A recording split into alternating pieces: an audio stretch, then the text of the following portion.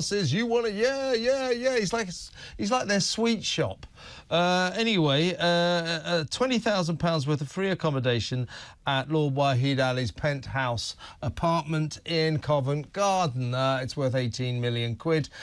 Keir apparently moved there with his 16-year-old son because his son wanted to revise in peace and quiet for his GCSE exams. Well, yeah, that's good. You know, kids should have the right to revise in peace and quiet. But you know, he can't go on like... He seems to think it's okay to say this. Oh, look, my son, you know, my boy, you know, I wanted him to... You know, that's... The Supreme Court has delivered a crushing blow to Keir Starmer, exposing a £124,000 sterling 0 pence scandal involving hidden income, luxury perks and abuse of power. The ruling didn't just criticise, it stripped him of authority and triggered a full-blown constitutional crisis. Investigators found major discrepancies in property deals tied to Starmer, but that was only the beginning. As they dug deeper, they uncovered secret payments, donor perks, and a disturbing pattern of silencing critics, all pointing to a Prime Minister no longer fit to lead. Has surged. Is this what the Prime Minister meant when he tweeted that the economy is improving? The financial irregularities were only the beginning. What emerged next painted a far darker picture. Investigators uncovered nearly £40,000 sterling, 0 pence, in unreported luxury items, including designer clothing, high-end wine collections, and private flights, all funneled quietly through wealthy donors. It wasn't just the gifts that raised eyebrows. It was what those donors got in return. Evidence suggests Starmer's office actively leaned on regulators to stifle rival voices, particularly Reform UK, in what appears to be a calculated misuse of executive power. Public backlash was immediate. Protesters surged into city centres. Opposition leaders seized the moment, demanding snap elections. Even some Labour MPs turned against Starmer, accusing him of dragging the party into disgrace. But despite the torrent of outrage, the Prime Minister dug in.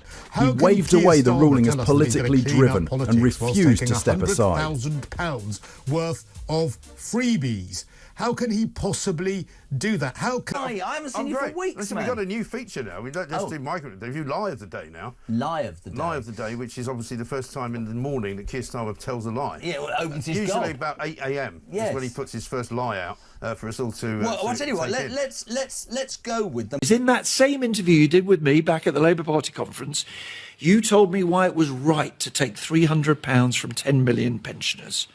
Why is it now right to reverse that decision?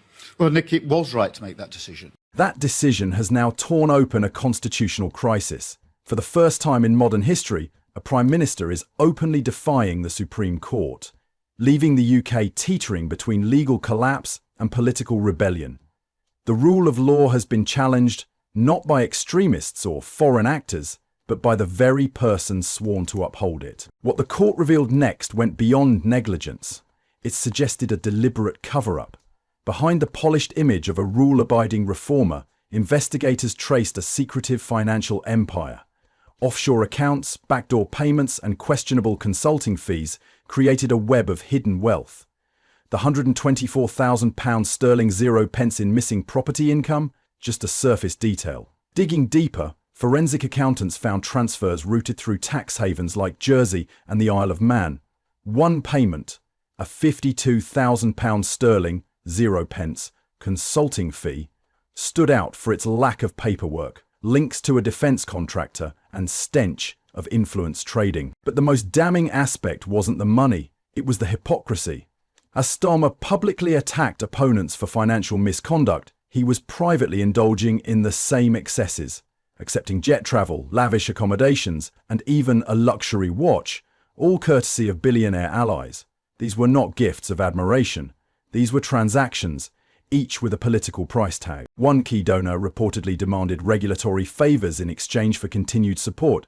Records show Starmer's government quietly delivered, relaxing restrictions on the donor's companies and shelving inquiries into potential tax abuse. The court described the arrangement not just as unethical, but as a direct betrayal of the public's trust. As pressure mounted, insiders from Starmer's own party began breaking ranks. Whistleblowers from his finance team described a culture built on secrecy and intimidation. Staff were reportedly instructed to tamper with financial records, shred documents, and keep silent or risk losing their jobs. One aide described a workplace where even asking questions about money could get you sidelined or sacked. But it didn't stop at internal suppression. Journalists investigating the growing scandal were allegedly targeted by government lawyers acting under Starmer's direction. Legal threats were used not to protect national interests, but to shield a political figure from accountability. What started as a money trail now looked more like a systematic plot to suppress scrutiny. With every revelation, allies began to disappear. Cabinet ministers prepared no-confidence letters. Protests intensified outside Parliament. Legal analysts warned the Prime Minister could soon face criminal prosecution. And still, Starmer held on. Isolated, embattled, and running out of room. Just when the financial scandal seemed like the worst of it, the court dropped another bombshell. Hidden in the full judgment was evidence that Starmer's team actively undermined democratic processes to neutralize political threats. Documents, emails, and testimony revealed a pattern of interference aimed squarely at Reform UK, using the machinery of government to block debate appearances, starve them of funding, and trigger tax audits against their donors. One internal memo from regulators suggested they were pressured to eliminate Reform UK from public discourse without any legal grounds. Behind the scenes, Starmer's office even drafted changes to election finance laws to retroactively disqualify their competitors. When legal teams warned of the consequences, his response was to push forward anyway. The most shocking detail came from a former senior advisor who admitted to running a smear campaign designed to destroy opposition figures through planted stories and covert messaging. This wasn't strategy, it was sabotage. And for many watching, it confirmed a chilling truth. This Prime Minister wasn't just bending the rules, he was trying to rewrite them. The fallout was swift and explosive. Critics across party lines condemned what they now viewed as a coordinated campaign to rig the democratic playing field. Even moderate conservatives compared the tactics to authoritarian regimes. Civil liberties groups sounded the alarm, warning that Britain's democracy was being hollowed out from within. The Supreme Court didn't mince words. It ruled that Starmer had crossed a red line, not simply by abusing power, but by deliberately targeting political opposition through government channels. The implications were staggering. This wasn't about policy disagreements or partisan games. It was about a sitting Prime Minister using the weight of the state to dismantle the competition. As the country grappled with the scale of the crisis, one question echoed through every institution. If Reform UK was targeted this way, who else might have been? The case had gone from financial misconduct to something far more dangerous, a fundamental attack on democratic norms. With Starmer refusing to resign, the crisis deepened into a full-blown constitutional showdown. Behind palace walls, royal advisers convened emergency meetings as pressure mounted on King Charles to act.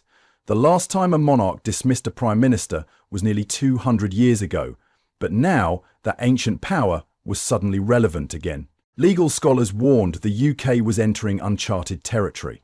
The courts had issued their verdict. Parliament was gridlocked, and the Prime Minister stood defiant, branding the entire process a vendetta. Inside Windsor Castle, advisers outlined a trio of options: a quiet ultimatum, a public rebuke during Parliament's opening, or a televised address declaring Starmer's government illegitimate. While the King deliberated, chaos erupted across Whitehall. The Cabinet Secretary restricted Starmer's access to sensitive systems. Senior civil servants refused to carry out orders. Even the military raised alarms, refusing to follow potentially unlawful commands. For the first time in modern history, Britain's core institutions were operating independently of its elected leader and openly resisting him. Downing Street had become a fortress under siege. As resignations poured in, including key cabinet members, Starmer's inner circle dwindled to loyalists and legal advisers. Inside Number 10, meetings turned frantic. Some aides reportedly destroyed documents, others simply walked out mid-conference. Outside, the streets swelled with protesters while armoured vehicles appeared near government buildings, a sight unseen in peacetime Britain. Internationally, the panic spread. The United States issued a rare statement expressing concern over the UK's democratic stability. European leaders held emergency calls, fearing ripple effects across the continent. The markets reacted brutally.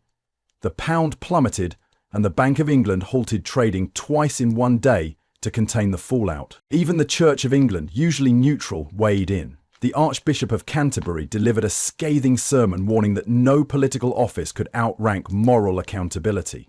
Meanwhile, King Charles abandoned his private retreat and returned to London, a move so unusual that palace historians could only compare it to wartime protocol. All signs pointed to one conclusion.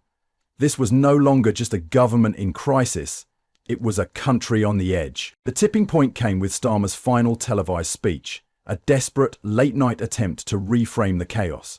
Visibly shaken, he blamed entrenched elites for orchestrating his downfall and vowed to root out dissent within the civil service. But the response was immediate and brutal. As the broadcast aired, fact-checks scrolled live on BBC screens. Within minutes, the Attorney General resigned on social media, becoming the 15th cabinet member to jump ship. Behind the scenes, Starmer had already filed an emergency legal challenge against the Supreme Court's order, a move described by legal experts as a direct attack on judicial independence. At the same time, civil servants entered caretaker mode, freezing government operations outside of critical services. The military established a secure emergency command centre, bypassing Number 10 entirely. All trust had evaporated. No department, no institution, no ally stood beside the Prime Minister. The reality was undeniable. Starmer remained physically inside Downing Street, but his authority had vanished. Within hours, the inevitable happened. By royal decree, Keir Starmer was formally removed from office, the first such dismissal by a monarch in nearly 2 centuries. As police escorted him out of 10 Downing Street, the nation watched in stunned silence. What followed was not just political fallout, but an institutional reckoning. Parliament reconvened under emergency protocols. An interim, cross-party government was formed to stabilise the country. Meanwhile, the Labour Party imploded under the weight of internal resignations and frozen party funding.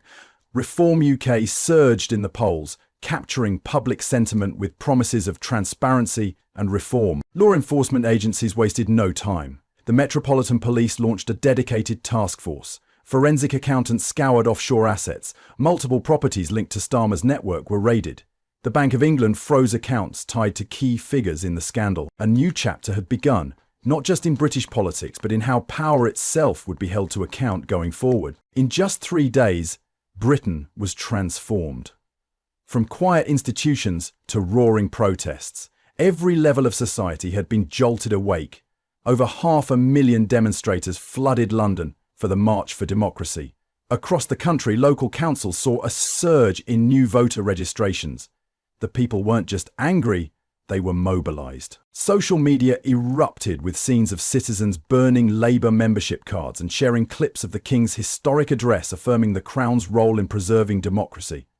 Hashtags like Never Again trended worldwide. Meanwhile, the interim government announced a general election within 90 days, as calls for reform echoed across every party. But deep questions remain. How did Britain's systems fail so catastrophically? Why were warning signs ignored? And what prevents the next Prime Minister from doing the same? Sweeping reforms are already in motion. A constitutional court, stricter financial oversight, and new limits on executive power. But the real change may lie with the people. Newly alert, deeply sceptical, and no longer willing to place blind trust in any one leader. The Starmer era ended in disgrace, but what comes next will define Britain for generations. If you enjoyed this breakdown, don't forget to like and subscribe to the channel for more updates like this.